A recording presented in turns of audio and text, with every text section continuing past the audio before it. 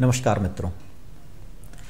भगवत गीता में हम उस बिंदु पर हैं जहाँ अर्जुन के मोह के निवारण के लिए भगवान उसको तात्विक रूप से समझा रहे हैं कि इस संसार की वास्तविकता क्या है।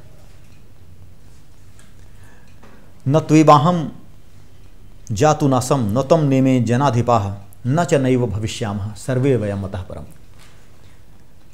इस बात पे विचार करना आवश्यक है कि हम हैं क्या।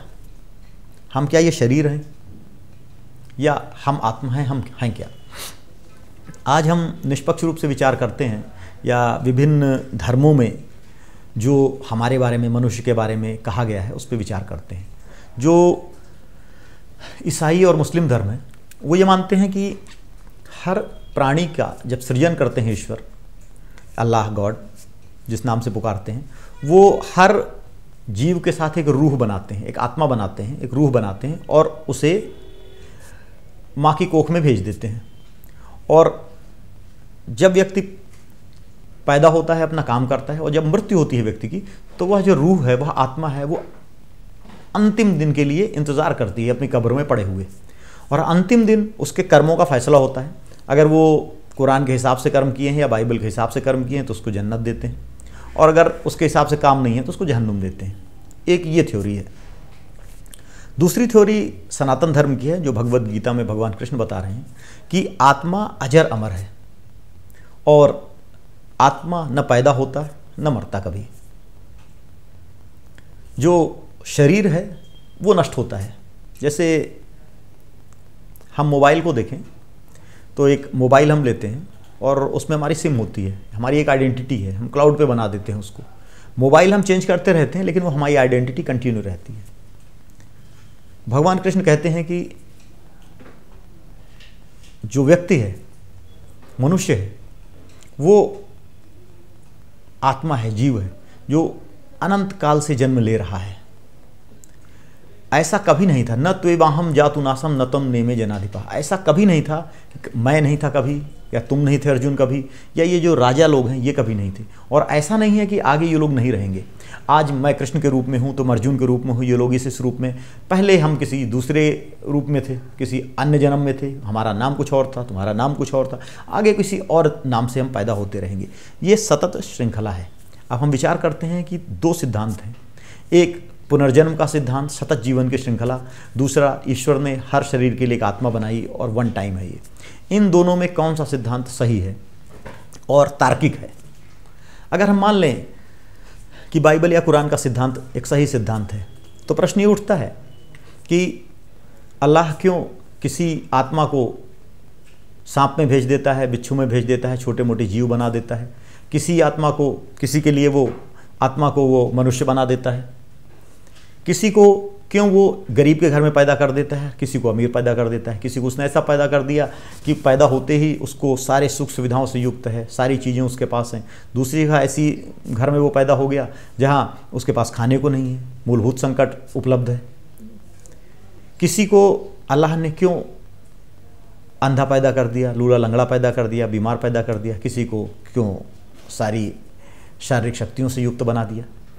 इस प्रश्न का जवाब क्रिश्चियनिटी और इस्लाम के पास नहीं है।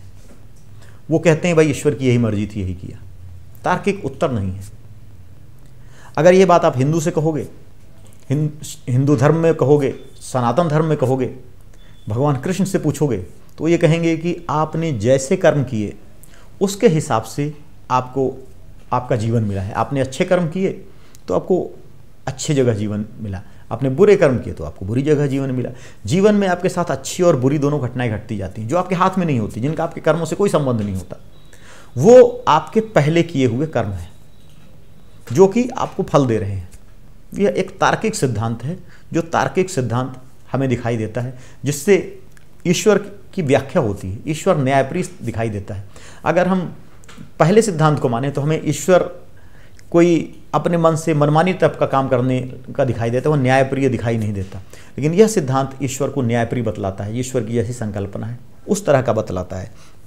तो वही भगवान कृष्ण कह रहे हैं कि ऐसा कोई समय नहीं था जब आप नहीं थे, हम नहीं थे। हमारा रूप बदल रहा है, हम अलग अलग समय में अलग अलग नामों के साथ पैदा हो रहे हैं। और यह शरीर ऐसा है कि आज है और कल नहीं है। इसी शरीर में कभी हम जवान थे, कभी बच्चे थे, कभी बूढ़े हैं। शरीर बदलता रहा है और यह शरीर छोड़कर आत्मा दूसरे शरीर को ग्रहण कर लेती है। तो इस शरीर में इतना मोह क्यों रख रहे हो? बड़े आश्चर्य आपको लगेगा सुनकर कि ये जो भगवत गीता का सिद्धांत है, इस सिद्धांत की इतनी पहुंच थी कि पूरा यूनान इस सिद्धांत को मानता था। सुकरात, अरस्तु और प्लेटो ये इसी सिद्धांत को मानते थे।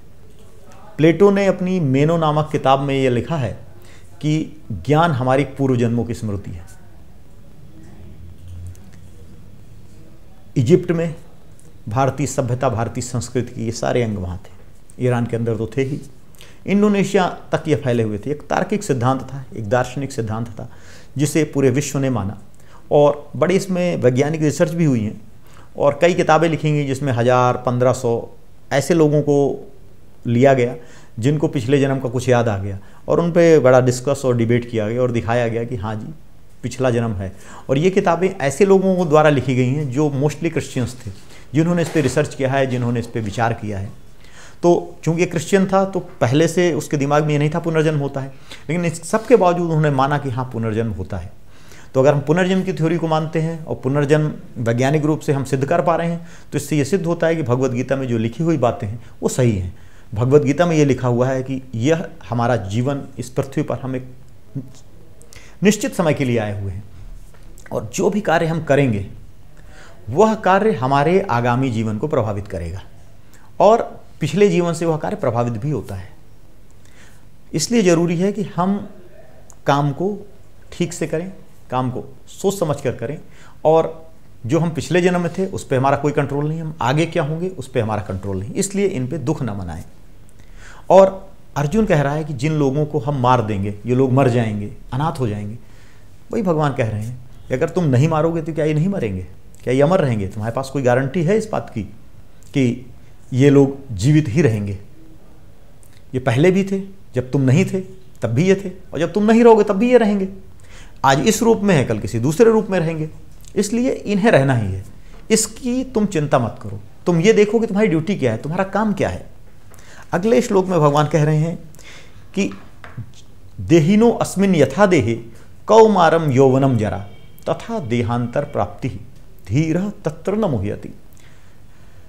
देहिनः मतलब तुम क्या हो, हम क्या हैं? हम हैं देही, ये हमारी शरीर है देह, देह यानी शरीर, और हम क्या हैं? शरीरी हैं। हम इस शरीर के संचालक हैं, इस शरीर के ओनर हैं, हम इस शरीर को चलाने वाले हैं। हम एक सॉफ्टवेयर की तरह हैं। हम जब तक जैसा ये शरीर है, ये शरीर बदलता रहता है। कभी ये शरीर बहुत छोटा था, फिर ये शरीर बड़ा हो गया, फिर बूढ़ा हो गया, लेकिन इसका नाम एक ही रहता है क्योंकि शरीर ही नहीं बदला, शरीर ही वही है। इसी कारण से नाम एक है। आप एक बच्चे को देखो और उसको बूढ़े में देखो, शायद आप नहीं पहचान पाओ उसको, लेकिन उस बच्चे की एक आइडेंटिटी, एक ऐसी क्या चीज़ है जो रमेश को रमेश बनाती है, सुरेश को सुरेश बनाती है, दीपक को दीपक बनाती है। वो आइडेंटिटी क्या है? वो आइडेंटिटी है उसका शरीरी, उसकी आत्मा, उसका जीव, उसका देही, जो कि कंटिन्यू रहता है जब से वो पैदा होता है और जब तक वो मरता है। उसमें एक आइडेंटिटी ऐसी है जो नहीं बदलती। उसका शरीर बदल जाता है, उसके हाथ पांव बदल जाते हैं, उसके बाल बदल जाते हैं, हर चीज़ उसकी बदल जाती है, लेकिन जो एक चीज़ नहीं बदलती वो जो है उसकी आत्मा है, जो कि नहीं बदलती, जो वही रहती है। और जब शरीर बूढ़ा होने के बाद नष्ट भी हो जाता है तो वो एक तत्व जो शरीरी था वो बच जाता है और वो किसी दूसरे नाम से दूसरे रूप में प्रकट हो जाता है। तो ऐसी चीज़ों के लिए क्यों दुख मनाना, क्यों विलाप करना जो कि आप नष्ट कर ही नहीं रहे हो? शरीर तो अदरवाइज भी नष्ट होना है और आत्मा को नष्ट होना ही नहीं है, तो फिर दुख किस लिए? ये भगवान कृष्ण ने अर्जुन को बताया। और भगवान कृष्ण ने ये कहा कि भाई, जब अर्जुन कह रहे हैं कि भाई ये लोग मर जाएंगे, बच्चे अनाथ हो जाएंगे, बहुत दुख होगा सृष्टि और संसार में बड़ी व्याकुलता छा जाएगी हमारे कृत्य से, भगवान कृष्ण कह रहे हैं मात्रा स्पर्शास्तु कौन्तेय शीतोष्ण सुख दुखदा आगमा पायिनो अनित्यान तान तितिक्षस्व भारत।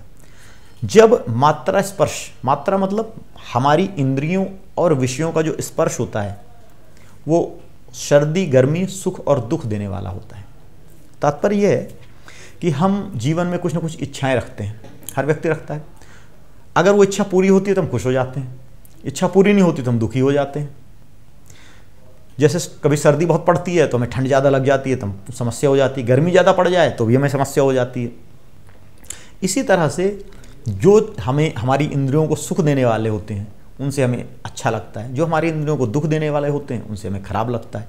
जब तक जीवन है तब तक हमारे सामने सुख भी आएगा और दुख भी आएगा, और न सुख हमेशा रहने वाला है न ही दुख हमेशा रहने वाला है। अनित्यान, अनित्य है, सुख भी अनित्य है और दुख भी अनित्य है। इसलिए इनको सहन करो, मजबूत बनो। दुख अगर आया है तो यह भी चला जाएगा, सुख अगर आया है तो यह भी चला जाएगा।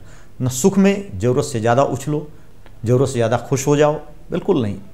और ना दुख आए तो आप टूट ही जाओ, बिखर जाओ, ऐसा भी आपने नहीं करना है। आपने जीवन को सामंजस्य रूप में जीना है, समान रूप से जीना है, और यह मानकर जीना है कि यह सुख और दुख अनित्य हैं, क्योंकि यह जीवन हमारा लिमिटेड है और इस जीवन में सुख और दुख रूपी, सर्दी और गर्मी रूपी इस तरह की विषमताएं हमें मिलेंगी और इसको हम सहन करेंगे। जब हम यह मान लेते हैं कि इनको हमें सहन करना है तब हमारे लिए ये चीज़ छोटी होती है। जब हम किसी चीज़ से पीछे छुड़ाना चाहते हैं वो हमारे पीछे भागती रहती है और वही समय हमें बड़ा लंबा लगने लगता है। लेकिन अगर हम उसको अपना हिस्सा मान लेते हैं, जैसे एक व्यक्ति है, मान लीजिए कि वो गंजा है और उसने मान लिया कि यार हमारे बाल नहीं है, ठीक है ऐसे ही रहना है, वो गंजापन उसे कोई कष्ट नहीं देगा। लेकिन अगर वो ये मान लेगा यार बाल नहीं है, बड़ी समस्या है यार, इससे मैं ठीक नहीं दिखता, बूढ़ा दिखता हूँ, ये समस्या है वो समस्या है, लोग टोकते हैं, तो जब भी उस शीशे के सामने जाएगा तो उससे केवल अपना गंजापन ही दिखेगा, अपने उसे कोई अच्छाई नहीं दिखेगी और वो एक हीन भावना से ग्रस्त हो जाएगा अपने गंजेपन को लेकर। ये हमारे ऊपर है कि हम जीवन को किस तरह लेते हैं। हम अपनी कमियों को ही देख रहे हैं, हम केवल अच्छाइयों को ही देख रहे हैं, या हम अपनी कमियों और अच्छाइयों दोनों को देख रहे हैं और दोनों को एक किनारे रख रहे हैं और हम एक न्यूट्रल बिहेवियर करके आगे बढ़ रहे हैं। भगवान कृष्ण कहते हैं बिल्कुल, आप अगर जीवन है तो कुछ आपके अंदर अच्छाइयाँ भी होंगी, कुछ आपके अंदर बुराइयाँ भी होंगी, कुछ आपके लिए संभावनाएं भी आएंगी, कुछ आपके लिए समस्याएं भी आएंगी।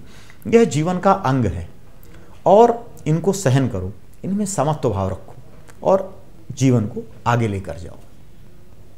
हरि ओम तत्सत।